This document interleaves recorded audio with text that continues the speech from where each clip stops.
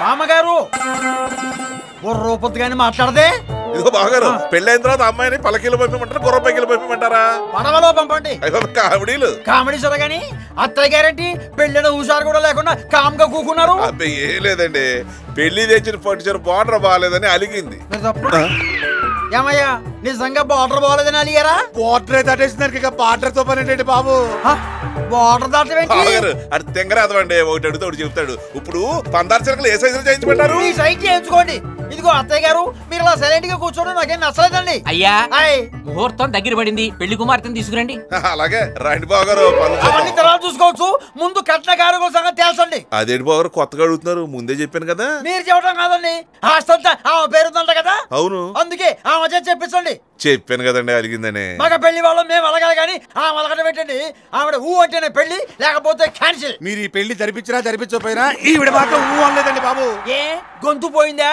గొంతులో ప్రాణమే పోయిందా?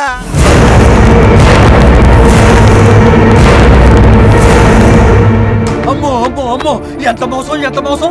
శవాన్ని పక్కన పెట్టి మరీ పెళ్లి చేయిస్తారా? అది కాదండి. వద్దు, నువ్వు వద్దు, నీ కూతురు వద్దు, అసలు ఈ సంబంధం వద్దు. ఇంకా చూస్తారేమిటయ్యా? పదండి పదండి.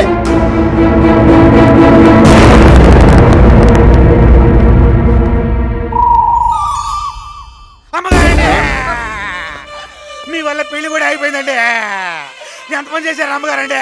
కొడితే కుర్తొట్లు పడతా ఏతావా? అమ్మగారు అమ్మగారు తగేడు చేస్తున్నది. నాకమ్మ నీకమ్మ. మీరు ఉండండి. అవును, కన్న కొడుకు ఆయన ఆడవట్లేదు, నువ్వేంటి రూపాయి బిల్ల మెంగిన చిన్నపిల్లలా తగేడుస్తున్నావు? ఏం చెప్పంటారండి నా బాధ? నా 10 నెలల జీతం ఈ ముసలాల దగ్గర దాచుకున్నాను. ఈ ఎక్కడ పెట్టింది కూడా చెప్పకూడదు వచ్చింది.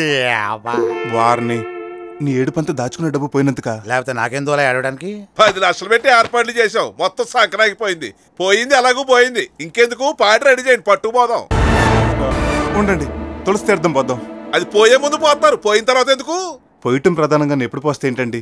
పైగా బామ్మగారికి పద్మప్రియ అంటే ప్రాణం. ఈవిడ పోస్తే ఆవిడ ప్రాణం తిరిగి రావచ్చు. ఆవిడ ప్రాణం తిరిగి వస్తే నా డబ్బులు తిరిగి వస్తాయి. పోయింది పోయింది అమ్మా, పోయింది, తొందరగా పోయింది.